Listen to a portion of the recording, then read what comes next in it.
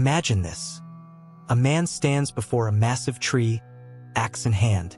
The tree has stood for centuries. Its roots deep, branches wide, trunk thick with age. He doesn't see the decades of growth, the ecosystem it sustains, or the future shade it offers. He only sees wood, and so he begins to chop. He tells himself it's necessary. He's in a rush. There's no time to think. The tree falls. Now zoom out. That man is us. The tree is our collective future.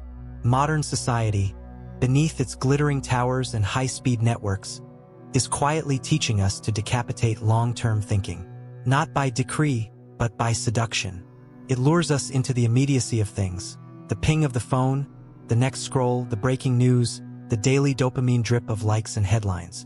We are not punished for neglecting the future. We are rewarded for it. Efficiency is applauded, urgency is fetishized, and delay is treated as failure. The irony is sharp. In a world more connected than ever before, with access to millennia of wisdom and generations of foresight, we are thinking shorter and shallower.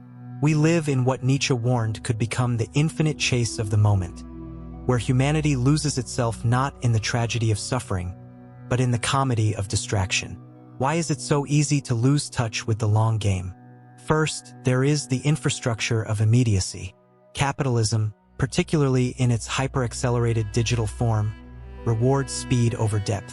Markets demand quarterly profits, not generational impact. Politicians campaign on slogans, not blueprints. Social media influencers live or die by their relevance this week, not the enduring meaning of their message. In this climate, long-term thinking becomes an act of defiance. But beneath the surface lies something darker, a psychological manipulation of our attention and instincts. The human mind evolved for survival, not sustainability. Our ancestors reacted to immediate threats, a rustle in the bushes, a storm on the horizon. Their time horizons were often short because survival demanded it. Yet somewhere along the line, we began to develop culture, myth, meaning, a capacity to dream in centuries, not seconds. Modernity, however, has reactivated our animal urgency while suppressing our human foresight. Our technologies stimulate the limbic brain while bypassing the reflective mind. We live in a time where attention is currency, and every system, from ads to algorithms, is engineered to rob us of the one resource long-term thinking requires: focus. Jean-Paul Sartre once wrote, "Man is nothing else but what he makes of himself. But what if he is no longer making himself, only reacting to himself?" In the hyperactive swirl of modernity, we are becoming reactors, not architects. We check the news not to understand the world, but to feel informed. We post not to express truth, but to remain visible. We consume not to grow, but to fill the emptiness of unstructured time. Consider how education has shifted. Learning used to be about forming character over time, a long apprenticeship in discipline, patience, and critical thought. Now it's increasingly about optimization, test scores, credentials, a direct path to marketable skills. The question is no longer what kind of human should I become, but what can I sell about myself? And so, the soul is reduced to a brand, the future to a resume. We are not just forgetting to plan for the future, we are learning to despise it. To wait is weakness. To ponder is privilege. To build slowly is to fall behind. In this world, patience is not a virtue, it's a liability. Arthur Schopenhauer said, "A man can do what he wants, but not want what he wants." The tragedy of modern life is not that we can't think long-term, it's that we no longer want to. The will has been hijacked. We don't chase what's best, we chase what's near. But something inside us knows better. A quiet rebellion brews in the subconscious. An unease, a hunger, a whisper in the soul that says, "There must be more than this." That whisper is the seed of long-term thought, a remnant of our deeper selves, buried beneath the rubble of rapid gratification. And yet, if we are to reclaim it, we must understand how deep the sabotage runs. Let us now descend further into the emotional architecture of our era. Because it is not only our systems that discourage long-term thinking. It is our inner world, our fears, our identities, our sense of time itself, that has been reprogrammed to keep us locked in the now. We have inherited a curious paradox. Never before have human beings had more tools to shape their futures, and never before have they been so unsure of who they are. This crisis of identity is not incidental, it is foundational. Modern society doesn't just strip away long-term thinking by overwhelming us with distractions.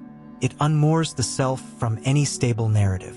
We are taught not to become, but to perform, not to endure, but to reinvent endlessly. In the age of the curated self, long-term identity becomes a liability, a prison of consistency in a world that celebrates constant change. But what happens when a person loses the thread of their story? When the self becomes fragmented and moment-bound? Carl Jung wrote, "The world will ask you who you are, and if you don't know, the world will tell you." The modern world does not just tell us, it shouts, in high-definition clarity, "You are what you consume. You are how you appear. You are only as real as the next thing you post." And so, identity becomes reactive, superficial, fluid to the point of collapse. The long-term self, rooted in values, integrity, suffering, and commitment, is incompatible with this environment. Cannot thrive on a platform where everything is ephemeral. It requires solitude, reflection, a willingness to withstand discomfort without the promise of immediate reward. These are precisely the traits our society discourages. Identity, once forged in the fires of tradition, philosophy, and myth, is now a shape-shifting algorithm of preference and panic. We don't explore who we are across decades. We refresh ourselves by the hour. Each new aesthetic, career pivot, or political trend becomes a way to stay relevant, not to stay real. And at the heart of this instability lies anxiety, the great parasite of modern time consciousness. When we are disconnected from a larger purpose, time becomes a source of terror rather than growth. We are haunted by the future instead of drawn to it. It becomes not a horizon to move toward, but a cliff edge we dread. Aldous Huxley saw this coming. The more powerful and original a mind, the more it will incline towards the religion of solitude, he wrote. But solitude is dangerous in the modern era. It threatens the feedback loop.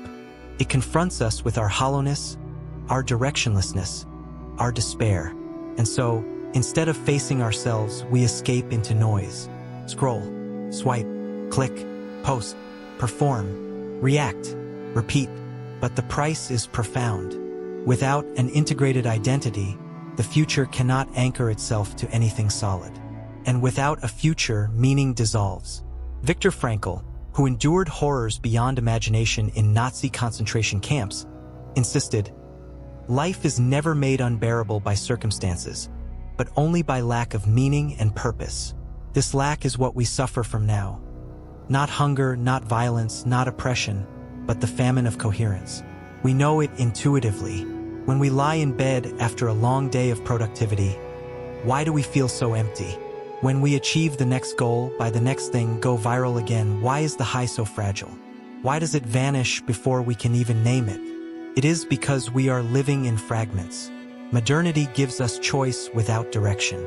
Identity becomes a costume. Time becomes a performance. And when both collapse under the weight of sustained introspection, we recoil. We say, "What's next?" Because we don't dare ask, "What lasts?" Long-term thinking requires a stable self to think with. But stability requires enduring discomfort, holding beliefs that may be unpopular, standing firm while the winds of culture shift. It is an act of courage, almost rebellion. And we are afraid of standing still long enough to hear the call of the deeper self. Afraid of choosing a direction because it means saying no to infinite others. Afraid of being wrong in a public, permanent way. Afraid that if we commit to something real, it may expose how unreal we've become. So we stay fluid, and we drift. But drifting has a cost. Eventually, the waves we surrendered to turn into storms. And without an anchor in the self or in the future, those storms break us. If we are to escape this fate, we must turn our attention to the very structure of time itself. Not as minutes on a clock, but as a psychic container of meaning, value, and narrative. Because somewhere along the line, modern society didn't just shorten time, it flattened it. Let us now explore how this flattening of time, through entertainment, technology, and the cult of novelty, has dismantled our ability to see beyond the immediate horizon. Imagine standing at the edge of a canyon, staring into the layers of geological time, each stratum a silent record of something that once lived, once mattered. Now imagine paving over that canyon with a parking lot. That is what we've done to time. Modernity hasn't merely shortened our time horizons. It has compressed time into a thin, perpetual now, a flat surface with no history behind us and no depth ahead. Everything collapses into the present moment, urgent and disposable. Memory is no longer sacred, and the future is no longer sacred either. We scroll through time like we scroll through content, quickly, numbly, looking for the next hit. Our calendars are full, but our souls are empty. In this flat landscape, novelty reigns. The new is automatically better. The untested is more exciting than the proven. Depth is treated with suspicion, permanence with disdain. Ideas, relationships, values, they are all fleeting, updated with the next wave of cultural momentum. This addiction to novelty is not innocent. It is a profound act of forgetting. Friedrich Nietzsche foresaw the consequences of such forgetting. He warned of a time when people would suffer from what he called the malady of history, a condition where the past is either buried or weaponized, and the future is sacrificed to the tyranny of the immediate. Without roots in the past and without aims beyond the present, people become directionless animals of impulse.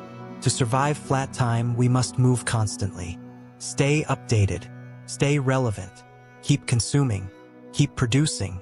To stop is to sink into irrelevance. The self becomes a hamster in an algorithmic wheel, forever spinning, going nowhere. Technology, once hailed as the great liberator of the human mind, has instead become a time flattener. Social media feeds are infinite loops with no beginning and no end. News is an endless stream, not a narrative. Entertainment is bingeable, forgettable, fast. Our minds, once capable of holding epics, genealogies, mythologies, now process time in fragments. Memes, clips, tweets, reels. Each moment is surgically detached from the one before it. As Arthur Schopenhauer noted, the shortness of life, so often lamented, may be the best thing about it. But in a flattened time world, even shortness becomes unbearable, because we are not living in time, we are drowning in immediacy. Every moment is a demand. Every second is monetized. We are not just consumers of time, we are its prisoners. This erosion of temporal depth has psychological consequences. Without a future to stretch toward, ambition becomes anxiety. Without a past to rest in, memory becomes noise. We lose the sense that our lives are part of a story, one with a beginning, middle, and end. We are left instead with a string of disconnected scenes, staged for an invisible audience that disappears as quickly as it arrives. And when time flattens, responsibility evaporates. Why plan for a future we cannot see? Why build institutions, families, legacies, or inner virtue when we are told, explicitly and implicitly, that nothing lasts? Even moral development requires time, patience, practice, but we are encouraged to perform morality, not cultivate it, to signal values, not live them. In this culture of compressed time, the long-term thinker is not a visionary but a fool. The one who delays gratification is called outdated. The one who questions the immediacy of progress is labeled a cynic. We confuse speed with evolution and change with improvement. Jean Baudrillard once said, "We live in a world where there is more and more information and less meaning. But it is not just meaning that is dying, it is duration. The capacity to endure, to stay with something, to believe in what cannot be immediately proven. Without duration, love becomes fleeting, thought becomes shallow, and action becomes reaction. Even revolutions become brands. And yet, buried deep within us, there remains a hunger for real time, sacred time, the kind of time that unfolds like a novel or a life well lived. We miss it even if we cannot name it.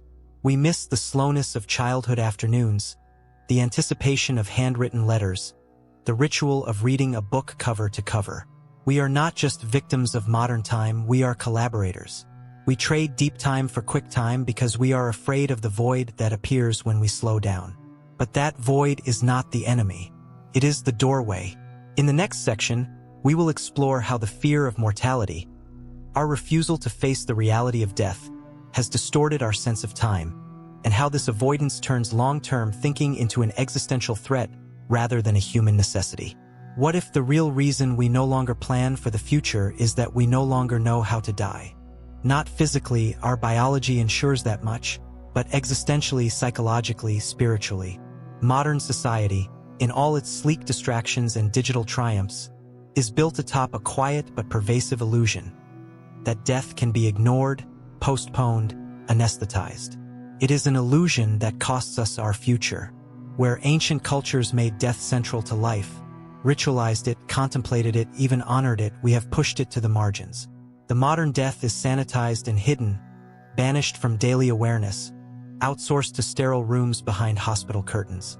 And yet, it hovers at the edge of everything. The repressed always returns. Jean-Paul Sartre argued that death is the ultimate source of meaning. Its finality demands that we choose, that we commit, that we shape a life worth the ending it inevitably meets. But when death is ignored, commitment collapses. Why build for the long term when everything meaningful, love, legacy, virtue, is grounded in a confrontation we now avoid? When we deny death, we also deny depth. Because true depth begins with mortality. The recognition that time is finite forces the soul to weigh its actions. Without that recognition, life becomes a series of shallow performances, all aimed at escaping the truth that we will, in the end, vanish. This is where long-term thinking once found its gravity, not in spreadsheets or calendars, but in mortality. Death was the pressure that gave shape to the arc of a life. In religious traditions, death was not a terminus but a mirror. Memento mori, remember that you must die, was not a threat, but an invitation to live more fully. But who says this now? Instead, we keep scrolling, we keep buying. We preserve youth with creams and surgeries. We design our lives around the illusion of eternal novelty. And as a result, we lose not just our future, but the very idea that a future is worth shaping at all. This deathlessness is deceptive. It offers us comfort, but takes away courage.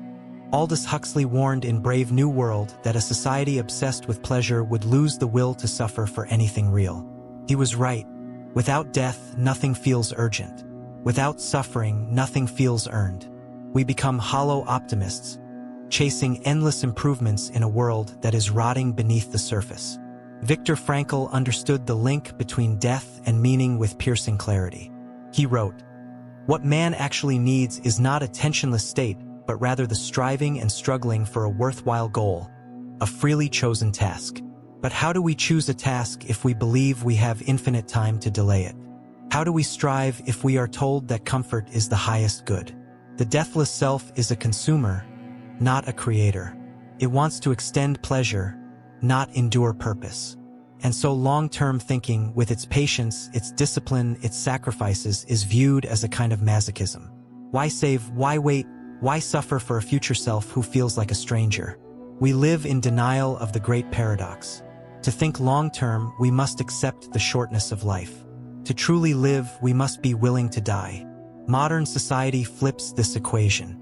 It whispers that we can delay death by thinking short-term, that we can prolong relevance by staying immediate, that by keeping the future at bay, we can stay young forever. But we are not staying young, we are staying lost. In flattening death, we flatten time. And in flattening time, we flatten ourselves. There is another way, but it begins in darkness. It begins in facing the reality that we will not live forever, that the self is finite, that the body will age, that our works, our thoughts, even our names may one day be forgotten. But in this confrontation, a new kind of clarity can emerge, one that grounds the long term not in fantasy, but in reverence. For the earth, for others, for legacy, for the sacred. In the next section, we will explore how this reverence has been replaced by the logic of capital, how economics, markets, and profit have become the new gods of time, and how they demand that we sacrifice the future on the altar of now.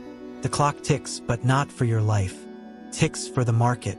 Somewhere in a high-rise, a screen refreshes. Data streams across it. Quarterly profits, real-time analytics, click-through rates. These are the pulse points of modern existence. Not the seasons, not the rites of passage, not the unfolding of character across years, but economic signals. To live in the modern world is to be measured, constantly, invisibly, and often without your consent. And the measure is money. Time is no longer sacred. It is a commodity. Capitalism, particularly in its hyper-financialized, globalized form, has not merely shaped our economies, it has colonized our imaginations. It has taught us to see time as a resource to be optimized, extracted, sold. Time is money is no longer a metaphor. It is a mantra, a worldview. And if time is money, then slowness is sin, contemplation is loss, and anything that doesn't yield a return is waste. This shift didn't just happen. It was engineered. The Industrial Revolution turned time into units. Hours worked, wages earned. The digital revolution has turned it into fragments. Clicks, impressions, engagement seconds. Your attention is now real estate, your habits are harvestable data, your emotions are monetizable patterns. In such a system, long-term thinking is not just neglected, it is punished. Why invest in something whose returns are years away when you can get metrics today? The market does not understand patience. It does not honor legacy. It has no capacity for mourning, no reverence for slow-growing things. Forests, relationships, philosophies, traditions, these are too slow, too inefficient, too uncertain. So we clear them, privatize them, disrupt them. Growth becomes cancerous, unchecked, unexamined, endless. Arthur Schopenhauer once wrote, "Wealth is like seawater. The more we drink, the thirstier we become. This is the logic of the market mind. No amount of more is ever enough." But this addiction to accumulation comes with a psychic cost. It trains us to devalue anything that cannot be immediately consumed or converted.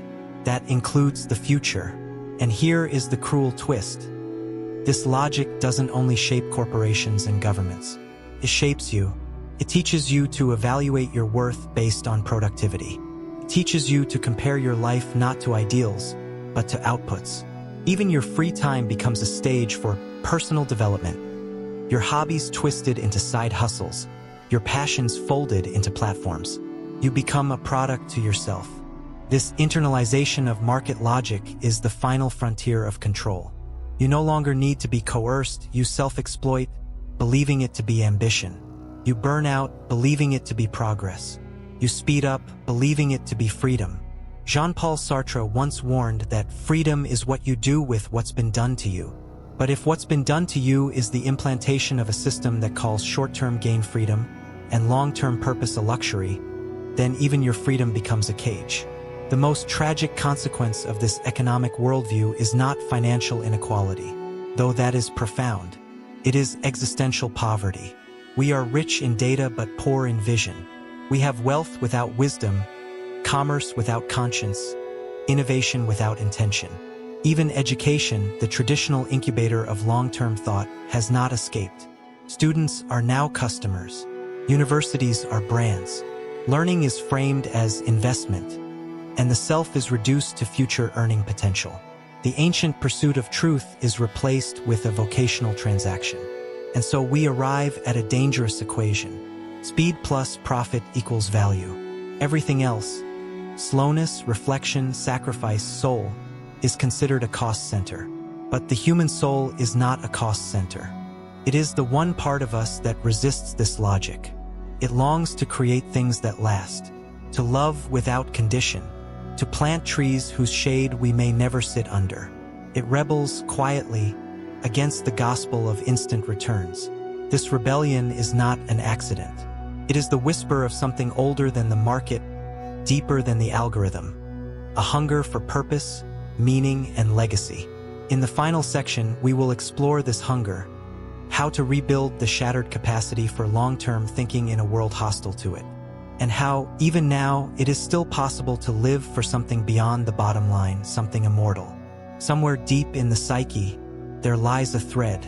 It's faint, fragile, nearly forgotten, but it runs through you, through all of us. It is the part that resists, the part that remembers, the part that reaches, still, for a life that extends beyond the fleeting moment. This thread is long-term thinking, not as a strategy but as a soul orientation. To reclaim it is not merely a mental shift. It is a spiritual act. We must begin by realizing that the culture around us is not neutral. It is actively hostile to duration, devotion, and depth. It is designed to fragment the self, to flatten time, to erase the future. To live otherwise is to swim upstream, not just against the current, but against an entire way of being that has convinced us that the future is a myth and that meaning is optional. But it is not. To choose the long view is to become a traitor to the present's tyranny. It is to accept discomfort, obscurity, and doubt. It is to say no when everyone else says yes.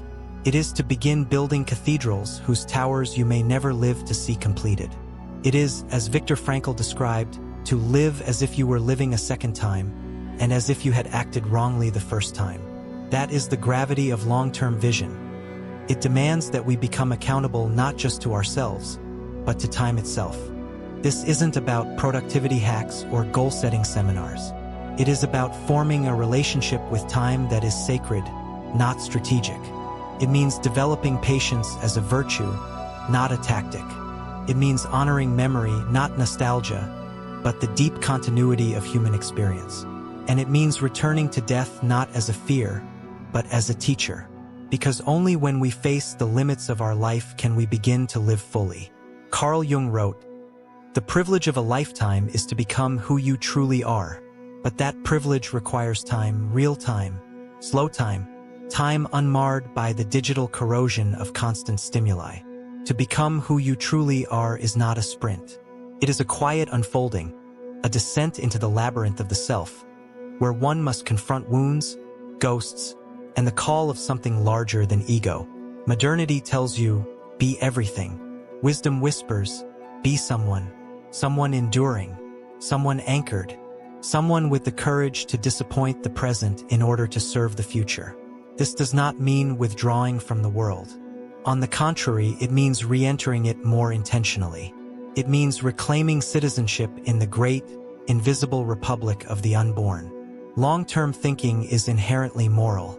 When you plant trees you won't see grow, raise children with generational integrity, create art that takes years to complete, fight for justice whose fruits will outlive you, you are declaring allegiance to humanity beyond your own lifespan. This is how immortality begins, not in defying death, but in aligning with legacy. But how? How do we begin this reclamation in a world so loud, so fast, so shallow? Start small. Reorder your days toward presence, not performance. Choose depth over breadth. Seek mentors whose wisdom was forged in decades, not in trends. Read books that took lifetimes to write. Practice silence, not absence, but attention. Guard your attention as the sacred fire it is. Pay attention to your thoughts not only in days or weeks, but in years. Write letters instead of texts. Walk without headphones. Take on a project that will take 5 years. Accept that some things will never yield immediate validation. Lean into rituals that bind you to meaning across generations, whether spiritual, familial, or artistic. These are not aesthetic choices. They are resistance strategies.